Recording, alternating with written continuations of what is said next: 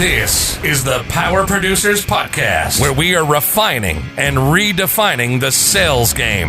Rule number one is you have to believe in yourself. You're the only one who doesn't think you belong in this appointment. The prospect has already validated your existence by scheduling time with you. Get it through your head you belong here, go in there, crush it, and close the deal. A place where sales professionals can come to learn from other sales professionals and thought leaders that have mastered their craft. The difference between a good salesperson and a best-in-class salesperson is only 2 minutes.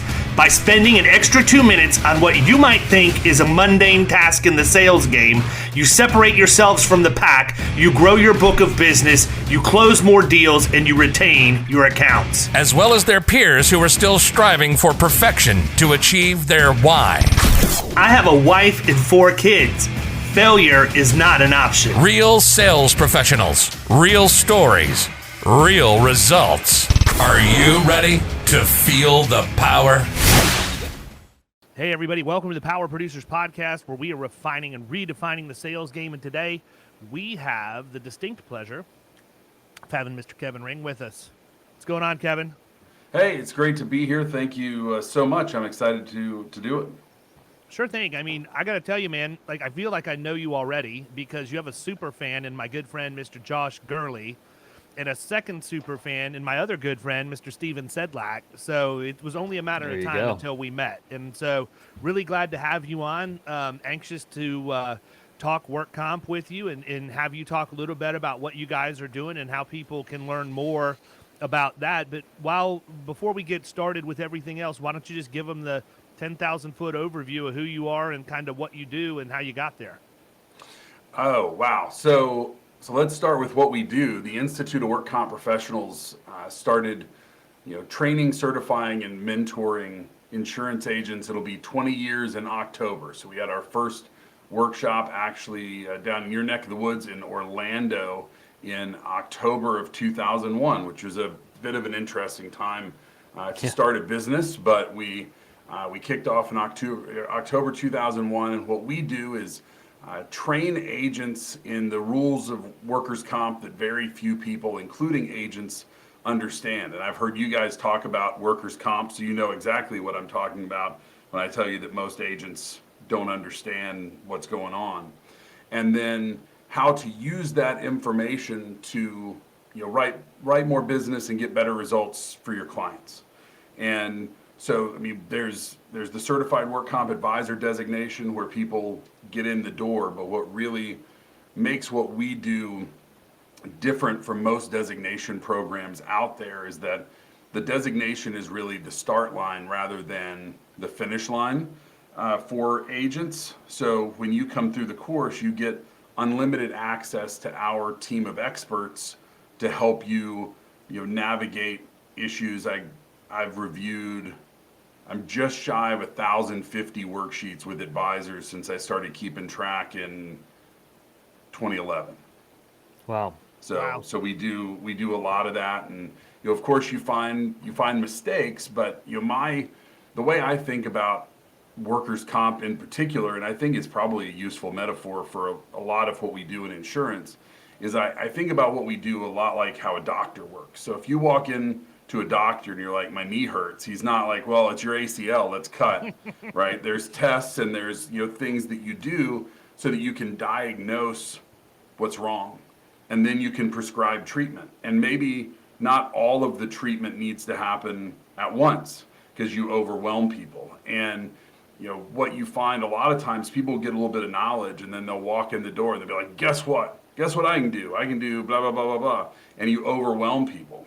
Well, I'll tell you what, man, your doctor metaphor is absolutely perfect, and I'm actually going to put a little spin on that, because if that doctor were an insurance agent, by and large, the garden variety type, they're going to walk in, they're not going to say, it's your ACL. They're immediately going to say, hey, by the way, I'm going to give you immediate orthopedic surgery, and hey, while we're in there, let's take a look at the other knee, and we can look at your ankle, and we can look at your shoulder. We can sell you a surgery on everything. And I mean, it sounds ludicrous, but that really is what happens in most cases. They're so focused on, getting the workers' comp policy placed that they're not stopping and looking at all of the contributing factors that have gotten a client or a prospect to where they are. Right. And to extend that, we firmly believe, and this is not always possible because of a wide variety of external factors, but in a perfect world, you take the comp first before you take the rest of the account, because with the comp, you can show the results that you can create in a way that is dramatically different than any other type of insurance. I mean, so one of my favorite stories, and it goes back years and years, an agent had a verbal agreement on a BOR on the comp. And on the way out the door from the meeting, the business owner says, hey, I love what you're talking about with the comp so much. Can you do the rest of my insurance? Well, it turns out he couldn't, because the owner had two sons in the business who had terrible MVRs. He couldn't place the auto, and he lost the whole deal on like a $30,000 revenue comp account because he wound up not being able to place the rest of the business. And so, take the comp over and, let them beg you to take the rest. Now, like I said, that's not always possible because the insurance company doesn't want to do it monoline or whatever else. But if you can just focus on that one piece, you can make a pretty dramatic difference in what's likely the second biggest check they write for insurance besides their health insurance. It's Well, I'll funny. tell I you, had man, that same conversation this morning. On my call, the prospect asked me how we got paid, and I said, well, we of course get a commission, for writing the workers' comp for you, but that's not the goal. I think, as we've talked about many times on here, David, that the compensation structure for workers' comp is backwards in terms of how we get, paid more for clients doing worse, right? So I had that discussion with them. I said, look, my goal is to, if you're doing better and your business is healthier, ultimately, if I'm writing those other lines of coverage, it's good for both of us. Like, if you're doing worse and paying more premiums, sure, that I might make more on the front end, but I'm not going to have you as a client for very long. Well, too, the other thing, that makes that approach, Kevin, easier in Florida, and I can't speak for really anywhere else in the country. We've got enough business down here. I've not had to venture out any further. I've got some incidental stuff in other places, but we have a pretty high number of monoline workers' comp carriers. And because of all of the different laws that have passed, I forget the name of the case, and I know you're going to spit it out immediately, from a couple of years ago where it was capping the attorney's fees and all of the other stuff. A lot of the package carriers just don't even want comp. I mean, I'm not going to call names on them, but there are multiple carriers that we represent that said, we'll write it if you need us to, but we'd really prefer you not send it to us. So that opens the doors to like the AmTrusts, the Summits, the Zeniths, and all of these other people who really do nothing but or specialize in workers' comp in the state. And that makes it easier to sort of segregate coverage if you have to do that. Now, my MO is I'm always going to go for the whole thing, and I'll figure out a way to get it done. And I want people to realize, look, if you're a contractor, do you really want to be going to two different agencies to request certificates of insurance for everything? You've already told me in the meeting that you're having a hard enough time getting certificates now. Like, how hard is it going to be if you have two agencies working on it? And then we lead into the fact that we have a self-service portal that they can pull their certificates in real time as long as it's pre-approved language, and they can have their certificates in the end user's hands faster than they can send me an email requesting it. And I mean, it's just this beautiful ballet that we've created where we can dance around all of this. But I mean, my opinion is it has been registered multiple times. I really think agents in Florida have given up on workers' comp. If you're a multi-lines agency, by and large, you look at it and say, you know what, the state controls the rates. There's really no competitive advantage. I can probably give you a better dividend here or there, but really let's focus on getting you cheap rates on your auto and GL, and we'll just handle the workers' comp for you.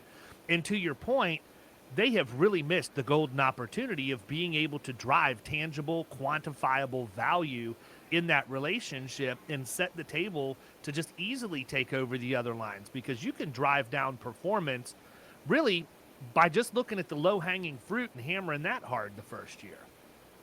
Oh yeah, I mean, it's remarkable. It's giving up on it is an interesting phrasing, and I get it, particularly in a state like Florida where the rates are set, and there's every state has their own little way that carriers can play games, whether it's dividends or loss cost multipliers or credits and debits or whatever else.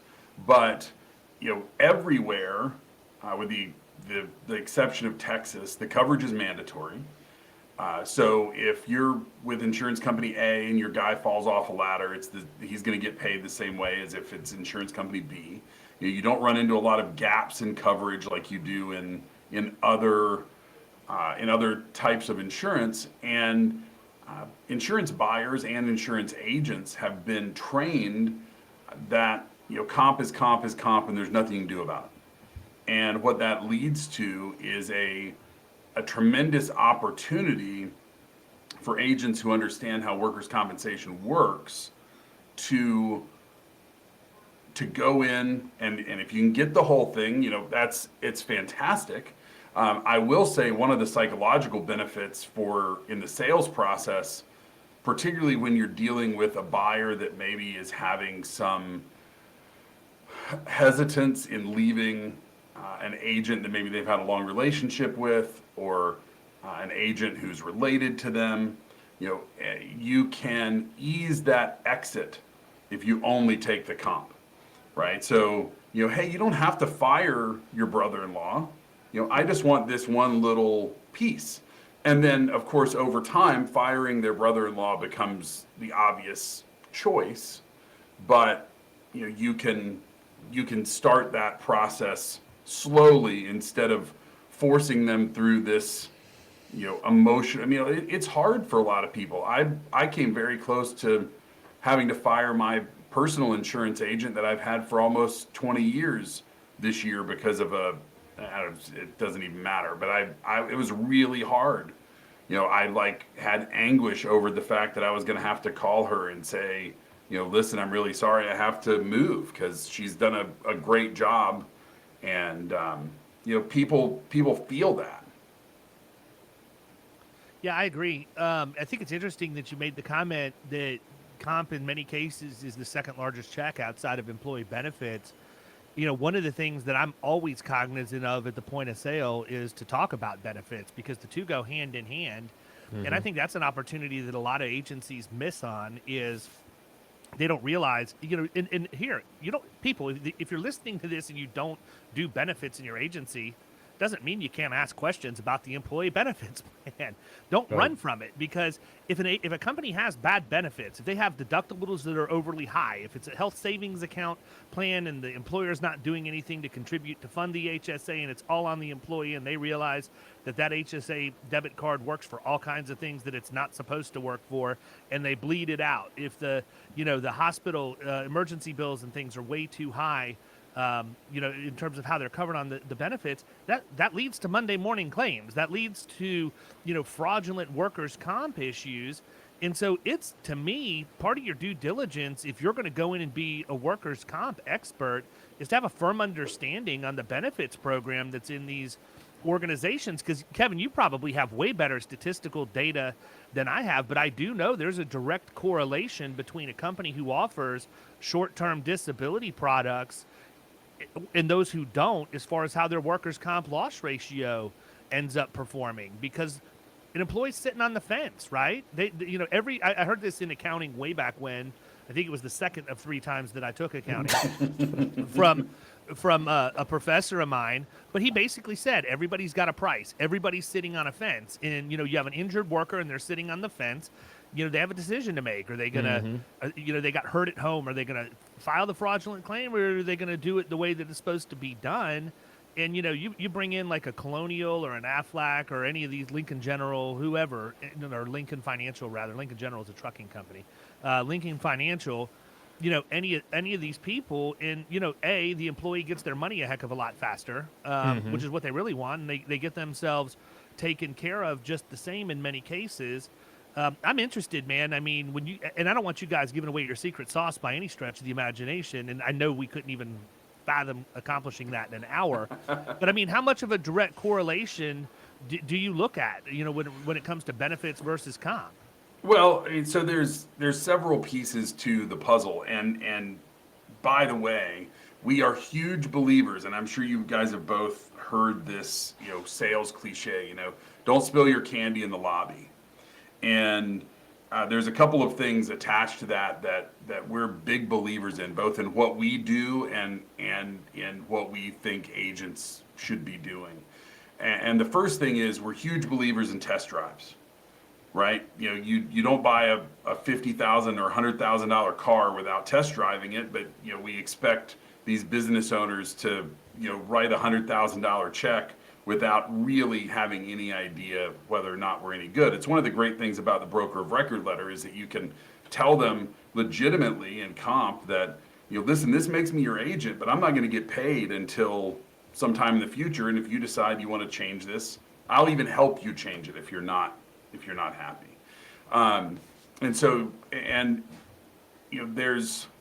There's a time and place for everything in a potential client conversation about when to spill your candy, but we certainly believe that the agents that know what they're doing, no one else is just going to be able to walk in and do it, because if they could do it, why hadn't they done it? Mm-hmm. But circling back to your question, when it comes to employee benefits, I've seen some of the stats that you're talking about that the short-term disability companies put out, and I don't doubt any of them, but I don't know a lot about them. But I will say a couple of things, which is first, directly related to the benefits. Do you have executive officers excluding themselves from the workers' comp? And if so, have you read the occupational accident exclusion from their health insurance? Because 100% of health insurance policies have a workers' compensation exclusion. Now that exclusion can say a wide variety of different things, and it varies by insurance company, but there are executive officers excluded from the workers' comp who have health insurance that specifically excludes occupational injury, even if the owner doesn't have workers' comp. And that's you want to talk about one of the few gaps that you can have in workers' compensation. An owner is going to say, well, I'm never going to sue myself. I'm never going to file a claim. Well, that's great until he's in an auto accident, or he's working on a construction site and falls off of something and has a 7-figure medical bill. And obviously, disability insurance is a much better way to cover over lost wages for a highly compensated executive officer. But there's a very small group of people in this country who could handle a 7-figure medical bill without it substantially negatively impacting their lives. And which it's ironic, because there's also a very small group of people that understand that disability insurance, albeit somewhat expensive, in terms of the monthly outlay for it, is actually well worth the money spent because of exactly what you said. Right. Well, and not to mention, it's the hardest insurance I've ever bought. Disability. It's such a pain in the butt. It makes life insurance is a breeze. And then the other thing with benefits is thinking about the benefits of workers' comp and communicating that to employees before they get injured. This idea of at time of hire, and probably periodically, the same way that companies sit down with their employees and say, congratulations, your health insurance deductible went up by $2,500 this year. Why don't we sit down with employees and say, when you suffer an injury, this is who you need to talk to, or this is the phone number you need to call, whatever that process is.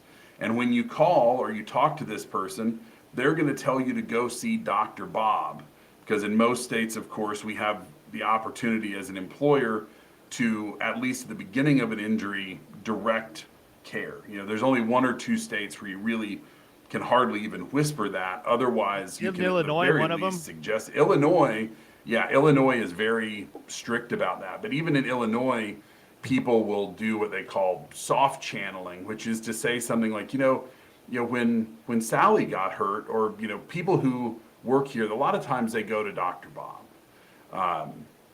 and that can work.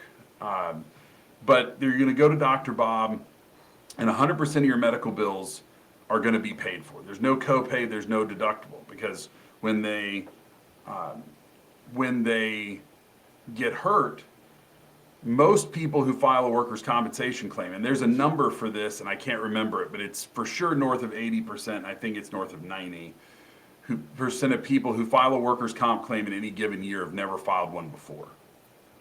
Right? So what is the only interaction they've ever had with the healthcare system? It's their personal health insurance.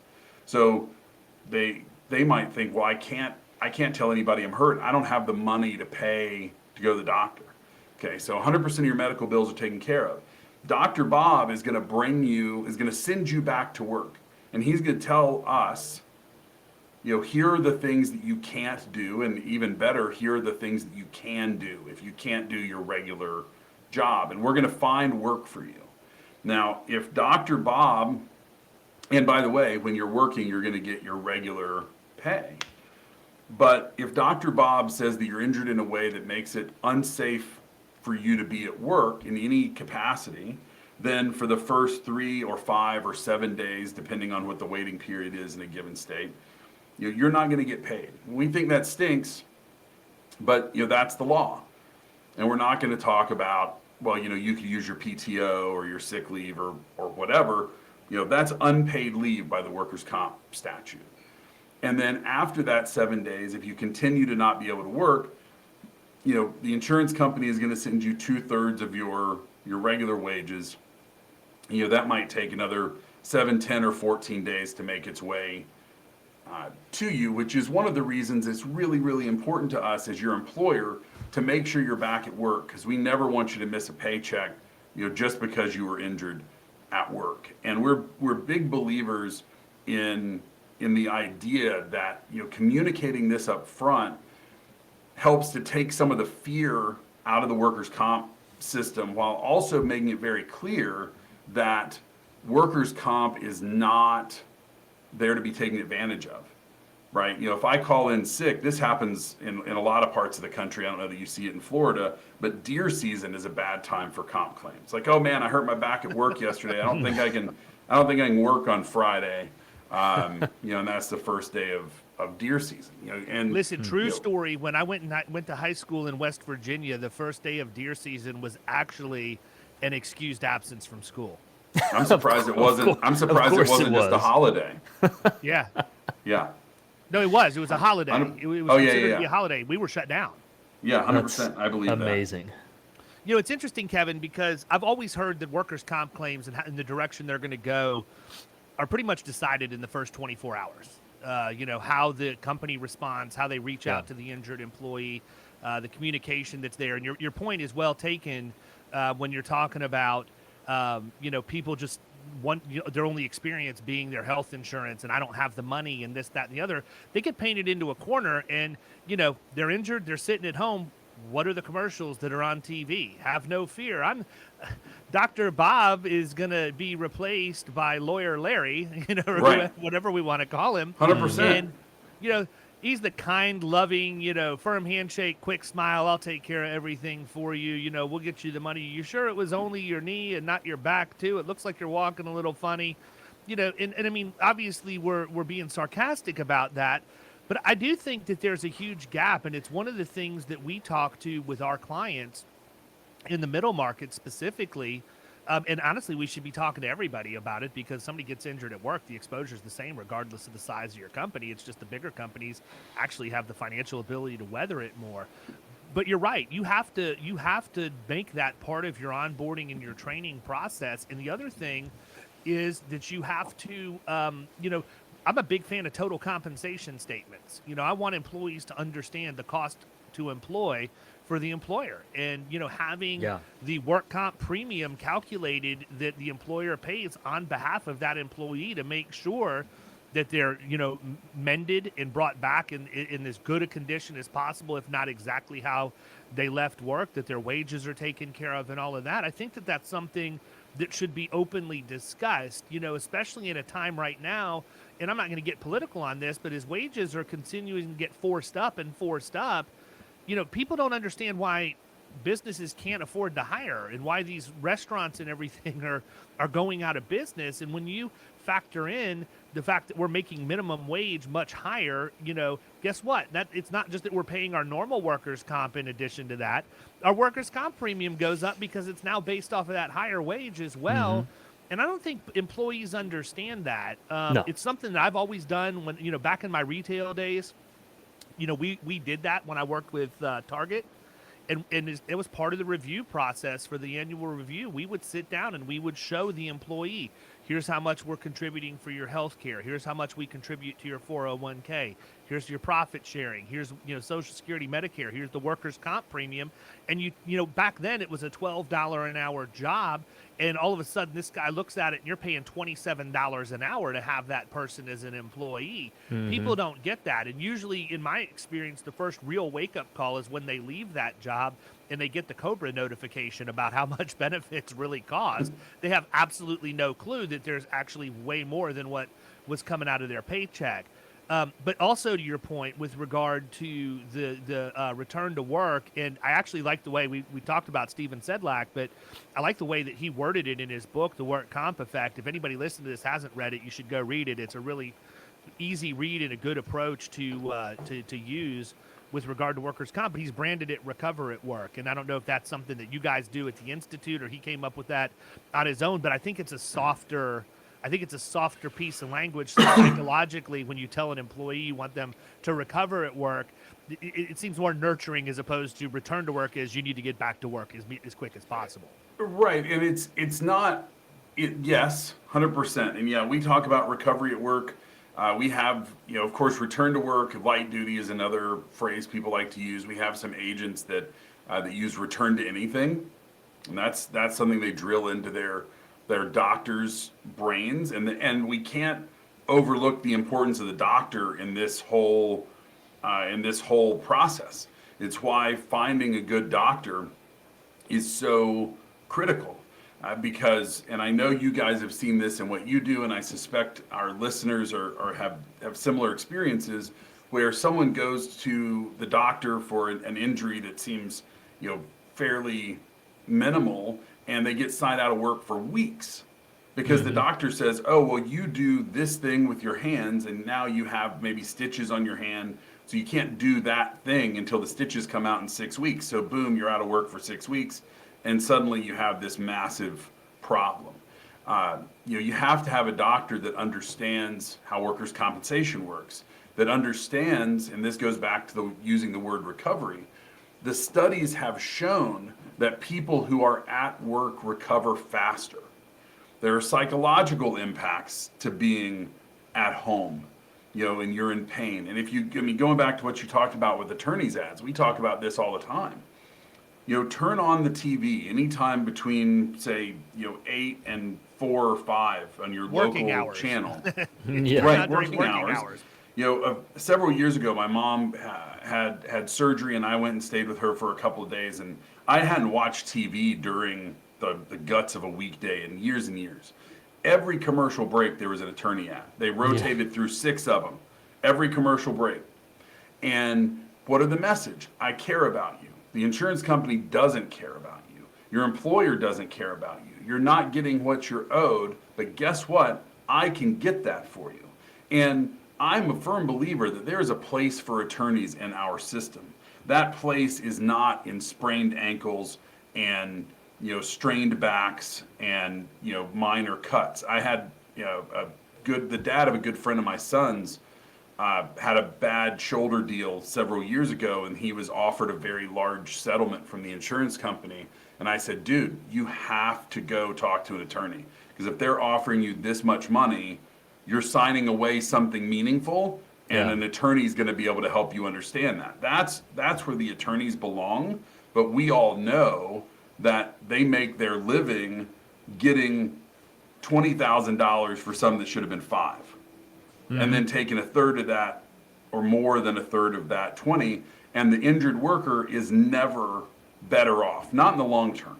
They would have been better off being back at work and getting better and moving on with their lives, rather than spending a year or more essentially being able to play acting that they're disabled, right? Which in most cases they aren't. Yeah, no, I mean, one of the things that we do when we engage is we identify who the preferred provider is going to be. The carrier will give you a list, and we, obviously we want to find the urgent care center that's in close proximity. If it's something that can't be done at urgent care, they probably definitely need to be going to the hospital anyhow in Right. most cases. But we want our employers to go and introduce themselves, whether it be the business owner or the human resources person or whoever's responsible for workers' comp, and to start to build that relationship and make sure they understand we do have opportunities for people to come back. We do have, jobs that people can perform within the restrictions. For pretty much anything, we can get as creative as we need to be. I've got a big resort that I work with over in Orlando that had a horrible problem with getting people back, and the indemnity claims were not, I mean, they were horrendous on the loss runs, but they weren't things that people should have been out of work for.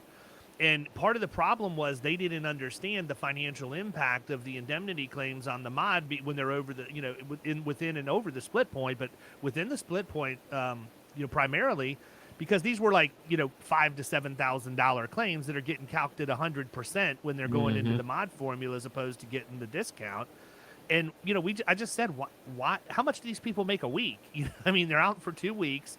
You're paying them indemnity, and as a result of you paying them roughly $800 of indemnity or whatever it is, you now have $7,000 in for the claim as opposed to $2,100. It doesn't make any sense. Here's the difference in mod points that you would have had if we had the ability to bring them back. And we basically just said, we created a job of stuffing amenity bags for the guests as they came in that had the soap, the shampoo, and all the other stuff in it. You could do it standing. You could do it sitting. I mean, unless you had been dismembered of both hands, you could actually perform this task, period. And that one little tweak, man, dropped in, basically nullified all indemnity claims. The other piece that we did is, and I think it's important that employers understand this, and as agents, you should be out there talking to your clients about this. The employee has responsibilities. You need to have a policy on what it means, what your expectations are in the event someone gets injured. We talked about the Monday morning claim. Well, if somebody comes in and says, yeah, well, I pulled my back out on Thursday afternoon and I thought I was going to be better, that I worked through it Friday and now it's just too bad for me to come to work Monday.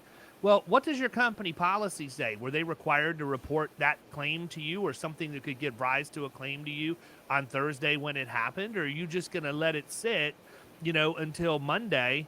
And now it's turned into something bigger. And you need to establish those guidelines as to their role in the claims reporting process so that the right people in your organization are aware. But number two, you need to hold them accountable to that. This same company, the resort over in Orlando, these people were running rampant. They were released for light duty, but they would come in and they would clear they would bring their clearance letter in on the day they knew the HR person was off. Yeah. And, the HR person would schedule them and then they wouldn't show up and they'd say, oh, I was waiting for so-and-so to come back. And, so I'll just be back Monday. And I mean, it was the fox was ruling the hen house for all practical purposes. And I told him, I said, look, you're going to fix this really quickly. Here's the policy. We're going to get it in place. We're going to train everybody on it. We're going to make sure they understand it. We're going to document that they understand it. And the first time somebody steps left to center, we're going to fire them. Period. End of story. For no call, no show. They miss 3 days in a row. If they've been cleared to come back, they're on the schedule. You have to make an example out of one person and we'll never have a problem with it again. And that's what we did.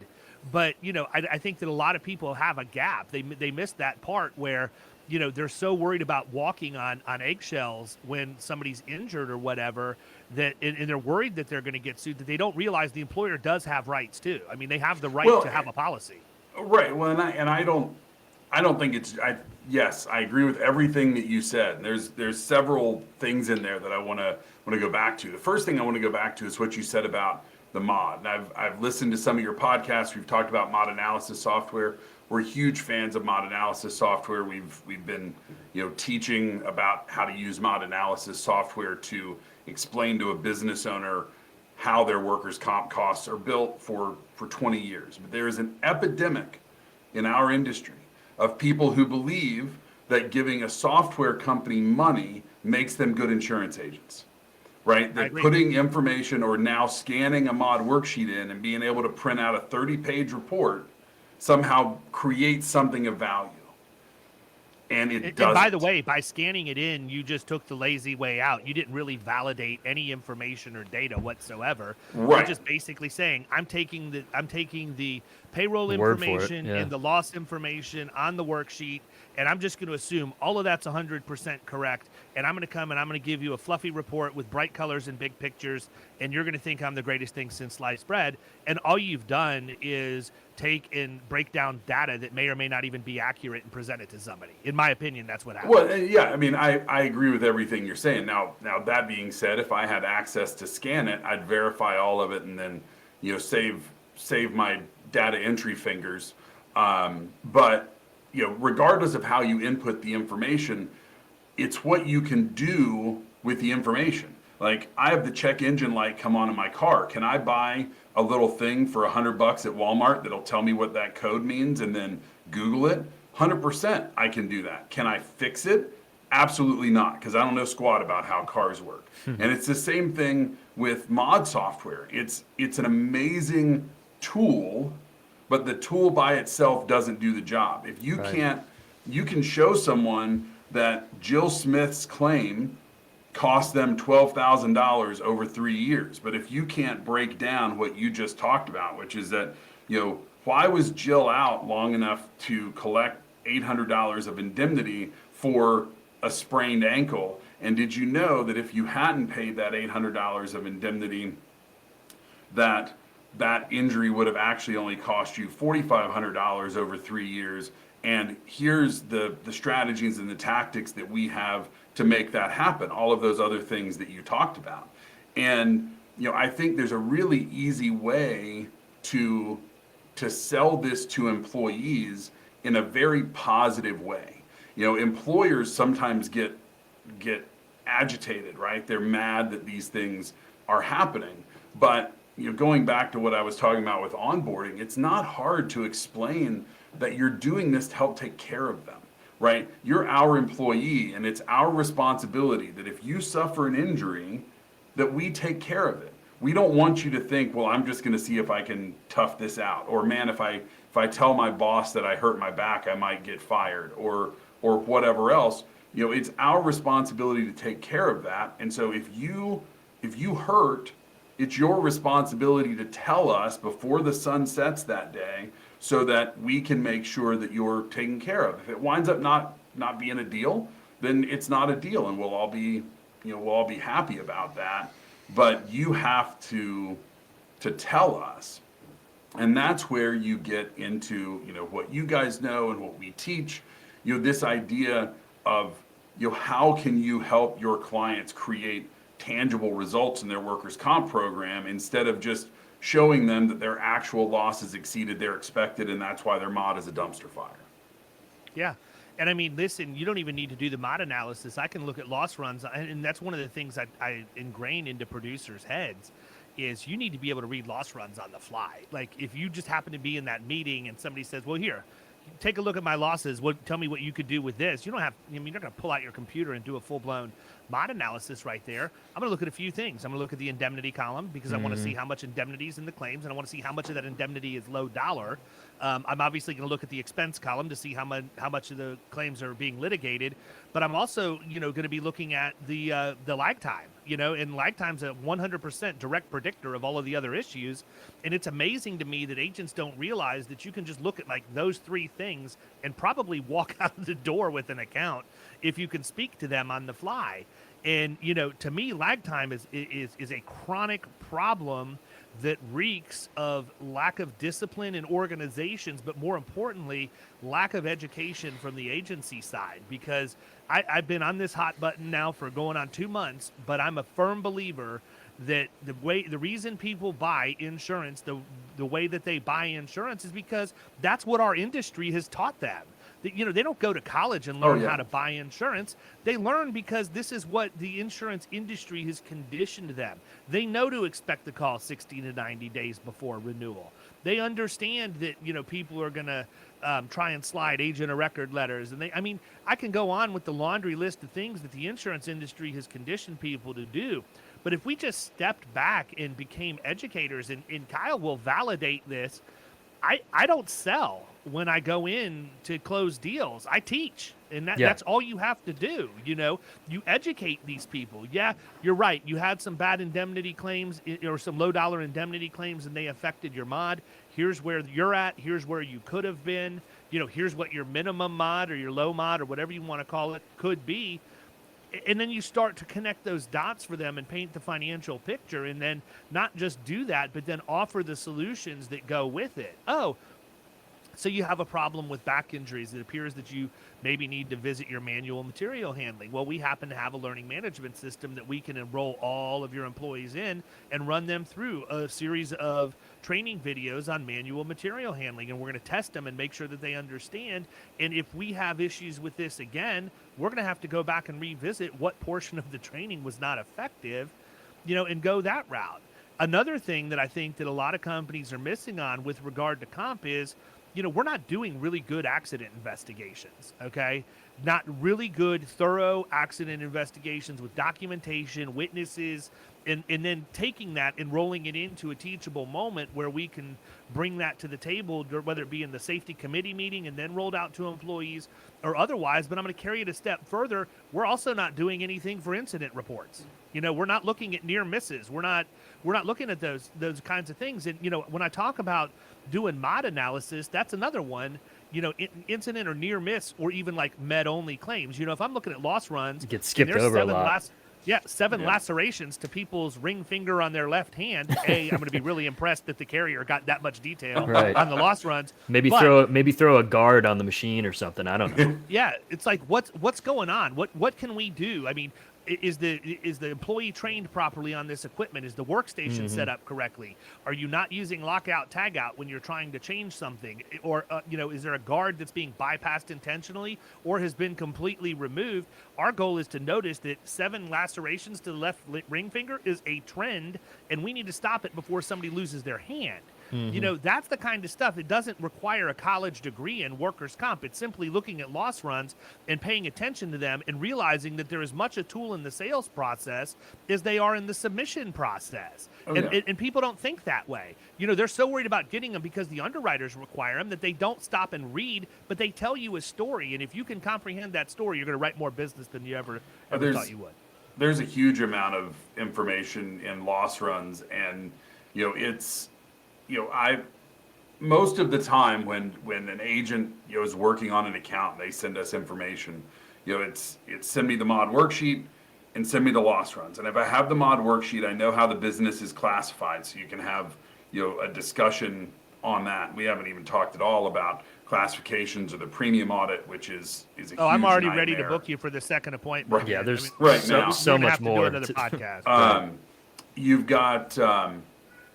You've got on the mod worksheet a really quick rundown. What are the injury codes? Is it med only? Is it indemnity? Are there any big headline things like a death claim or a permanent total disability that you're really going to need to know about if you're going to try and market this account?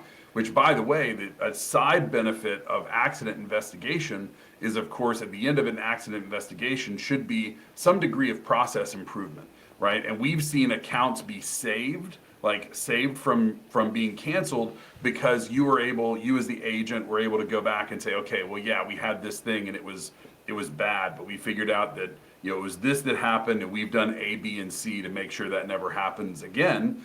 And if you have credibility with the insurance company, that can, not will, but can, maybe tip things towards you not winding up getting canceled. And it saved my bacon more times than I can even count. I mean, and I think it's important for people to understand. Sometimes when we talk about this stuff, it is a matter of posturing and positioning at the point of sale. But at the end of the day, we've gotten to a point in our industry where quoting is so easily done online that people just go in, they throw the numbers in there. If it's approved, great. If it's referred, they probably think it's going to get shot down, or it's just immediately declined. The art of putting together a good submission and telling the story is quickly getting lost.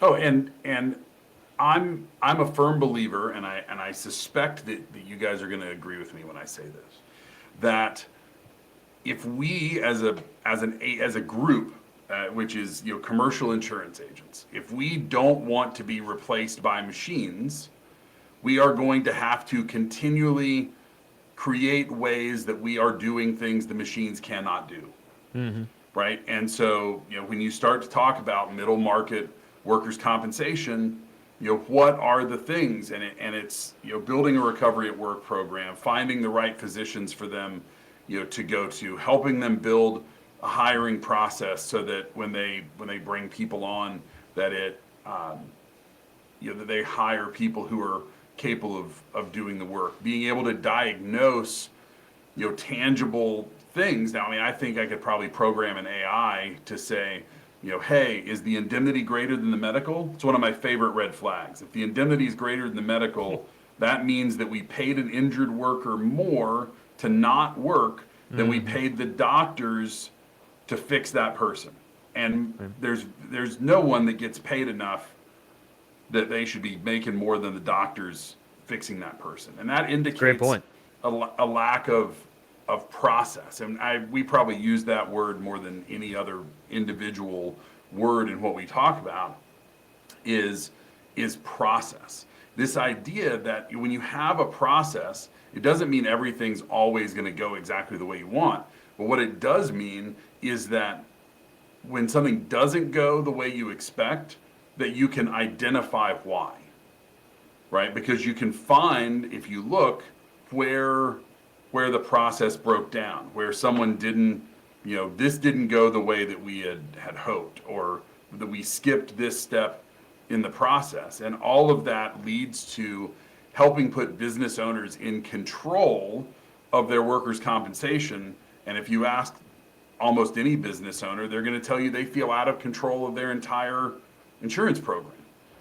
And you guys and your listeners, you work largely with entrepreneurs, people who have decided to start their own business at some point in the past because they were sick of working for the man. And because they wanted to have more control over how they did things and how their business worked. And then they're told repeatedly, here it is, here's the best price I can get you. I guess this is just going to be the way it is. And you can help put those people in control. And I know y'all see this in what you do, is that, they understand how they can impact this rather than just, kicking the desk and writing the check every year. Yeah, I think the other thing that has to happen too is there has to be accountability for the leadership of the organization, whether that be the individual department heads, supervisors, whatever. And, one of the things I'm a big proponent of is taking the loss runs, or actually just as you onboard a client with a carrier, making sure that the way that the claims information is taken in is by location, by department. If you have the ability to code those things so that you can then triangulate where your problem performers are. There's too many times that you see loss runs for, manufacturing concerns that might have 5 or 6 sub-departments in them, but they're all aggregated lumped into together. one giant lump in the loss runs. And you might have 4 out of 5 of those departments performing really, really well, but there's no way to tell. And that's the agent's job. You've got to set the policy up the correct way and communicate with the carrier to make sure that the information will be received in the way that you want it to be reported.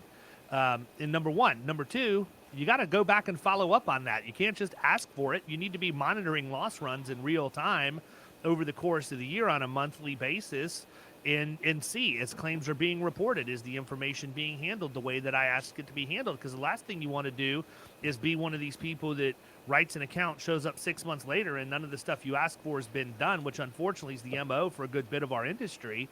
But I want to be able to hold 6 those months people is accountable. generous. Yeah, I want to be able to hold those people accountable, because not only then are you doing it in real time with the claims dollars, but then if you're going back and doing the mod analysis the right way, you can tie individual mod points and subsequent increases in premium to each one of those departments. And if you don't have the I'm a big believer in what gets measured gets done. And if you don't have people accountable for their numbers, then what are you really accomplishing? Even if you've got the greatest processes in the world, you have to have the accountability piece too. Well, totally. And it's something that we talk about is involving the supervisors. And I think in a global concept. That's kind of what you're talking about here. If you think about, a manufacturing company, I mean, we saw, this has been years ago, but there was a guy suffered a hernia, and he was out of work for some period of time. He had surgery, but he comes back. His employer brings him back as soon as the doctor clears him. And of course, he has a lifting restriction, as you would expect with a hernia. And he's back for a few days, and his supervisor says, "I need you to help me move this table." So it's a big metal heavy shop table. And the guy's like, "Hey, they told me I can't lift more than 10 pounds or whatever." He's like, "Well, you better do it, or just go home because you're useless." So what does the guy do? He doesn't want to get fired. He helps move the table, and he says, "Yeah, that didn't really feel right." And the supervisor says, "Well, it's probably just because you hadn't been doing any real work." Well, it turns out he'd actually re-injured the hernia, quadrupled the cost of the claim, got an attorney, all because this supervisor was a jerk. Now, I'd like to say that we can magically make people who are jerks not jerks, but what we can do is what you're talking about, which is, agents work so hard to get to the top of the organization, right? You need to get to the person who can say yes and who can write the check. And that's 100% true. But in order for a business of any complexity to see the results that we know you can create, you've got to drive that message down through the supervisors, because the supervisors are the people that are going to make this stuff happen on a day-to-day basis. And that doesn't mean... Man, you can learn more by smoking a cigarette on a loading dock, talking to a shift supervisor, than you can talking to a CEO any day of the week. I believe that. And I don't smoke cigarettes, but I would if they meant getting to Right. And so you get to that supervisor and you explain to them, when you see someone get hurt, this is what you're responsible for doing. It's not about making a supervisor understand how the experience mod works, but it's about explaining to them what their responsibility is. If you see someone get hurt, you need to push them to do what we've told them they're supposed to do. And when we send someone back and we put them, in your department, space, whatever you're supervising, and we tell you this person can only do A, B, and C, you're responsible for making sure that only A, B, and C are happening. That you're not a coach, right? A long time ago, I heard a fantastic occupational medicine doctor speak, who also happened to be the team physician at the time for an NFL team, and he compared sports medicine with occupational medicine. And there are a lot of parallels in that, the doctor's job is to get them back on the job as quickly as possible. Now, in the NFL, you're maybe, giving them some meds and putting them in positions where they're going to further compromise their bodies. We don't want to do that. But we do want to have that mindset that the only acceptable outcome is for them to be back out on the field, which means doing something productive for the employer rather than sitting at home watching TV and taking in those attorneys' ads. Because there's really only 3 reasons someone cannot be at work doing something, right? If they're hospitalized, and we've seen employers do recovery at work in the hospital. I don't necessarily recommend that, but we had some people pay this guy to watch safety videos when he was in the hospital. If you're contagious, and I liked to tell people that there really wasn't anything contagious occupational disease that we really need to be concerned about. Maybe that's a little different today. Or if they're medicated in a way that makes it unsafe for them to get to or be at work. If none of those 3 things are true, hospitalized, contagious, or medicated, they can be doing something. It's up to the employer to find that something and to believe that finding that is important to both the employee and to the business, and then you can have tremendous success. Yeah, and I mean, the time to find what you want that person to do is not after they've been injured.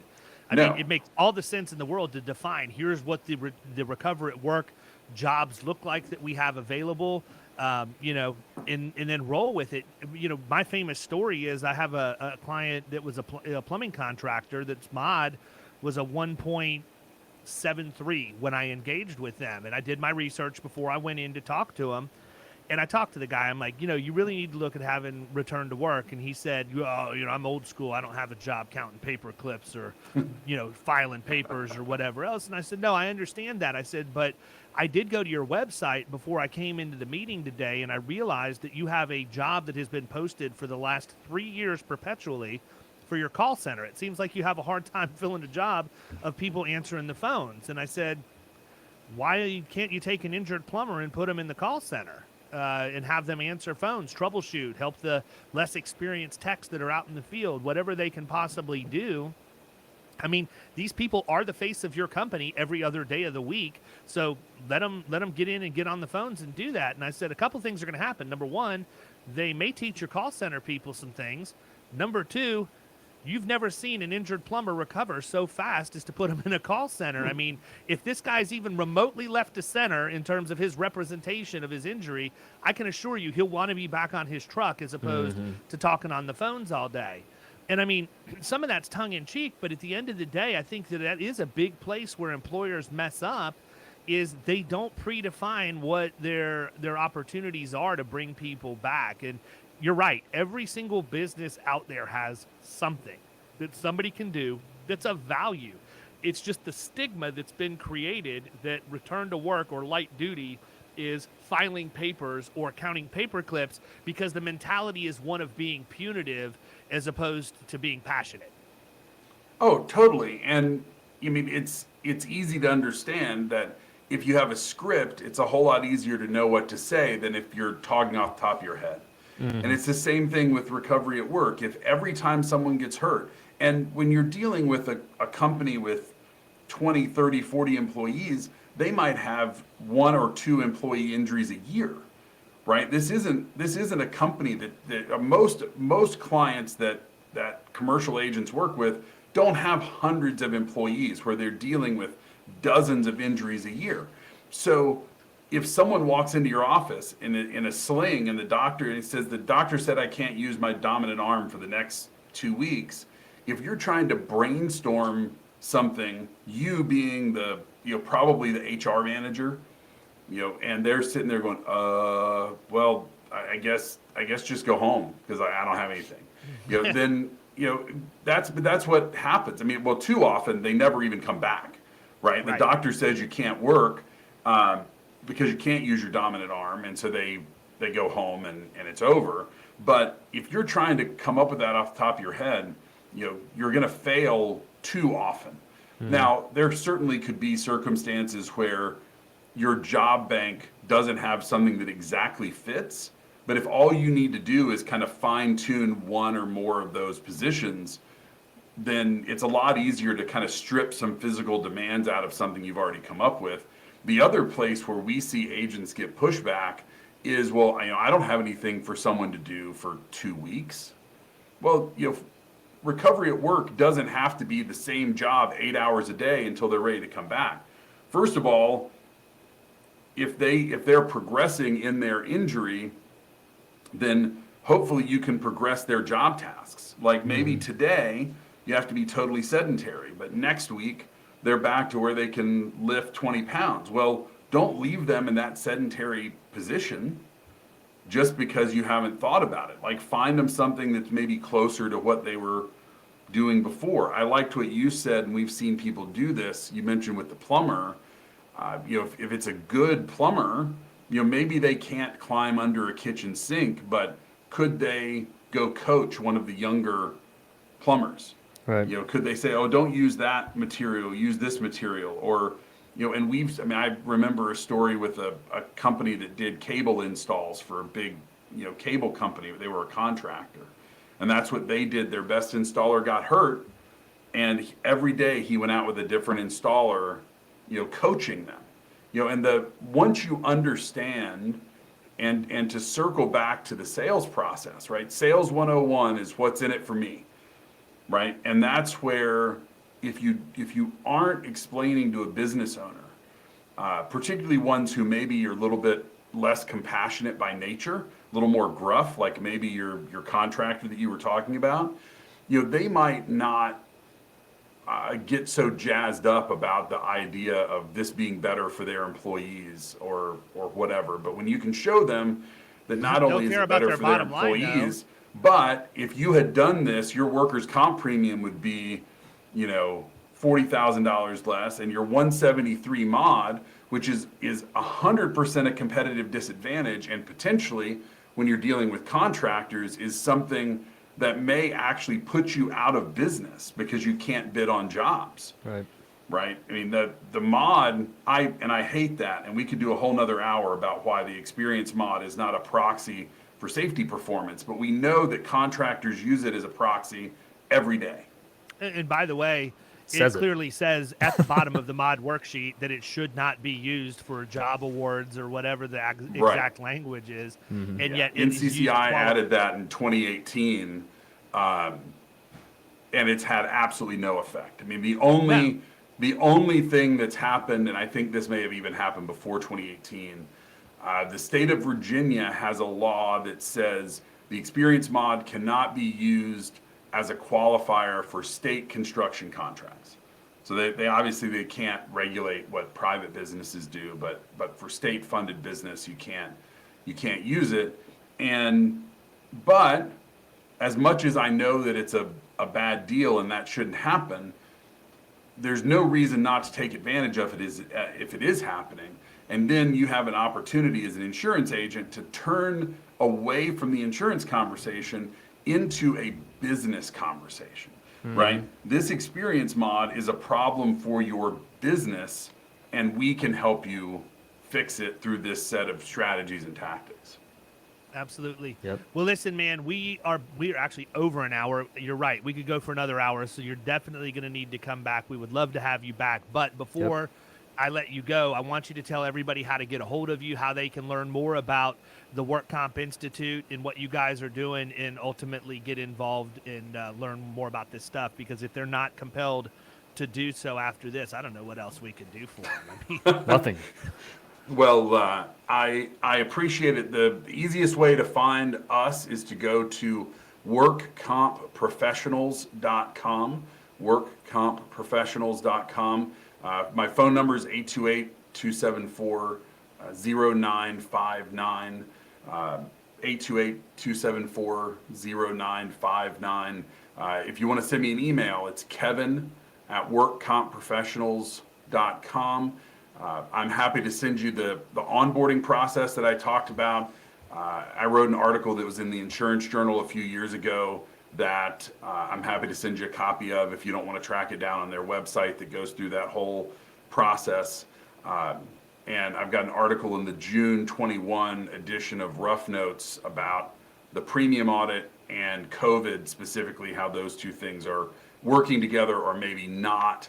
That might be something that's useful to your listeners as well. But yeah, drop us a line and we'll talk about how membership in the Institute works, and we'd love to talk to any of your listeners. And we'll make sure all of that contact information's put in the show notes as well. So Kevin, I know I'll speak for Kyle. We both appreciate you being on, man. This is a great session. Certainly something we talk about a lot, but it's always good to get other perspective and people framing things in the other way. I mean, I don't know. The only other thing I can say is you guys might want to consider like having some sort of affiliate revenue or commission paid to Mr. Gurley for as much as he's out there beating his chest about the Institute. So that being said, we're going to wrap up. I really appreciate you coming on today, man, and we'll talk again soon for sure. It's a pleasure. It's been fun. I look forward to talking to you again. Thanks a lot. Yes, sir. All right. You've been listening to the Power Producers Podcast. You can follow Killing Commercial Insurance on Facebook and YouTube. And if you want to take your game to the next level, check out our book, The Extra 2 Minutes, and our website, killingcommercial.com.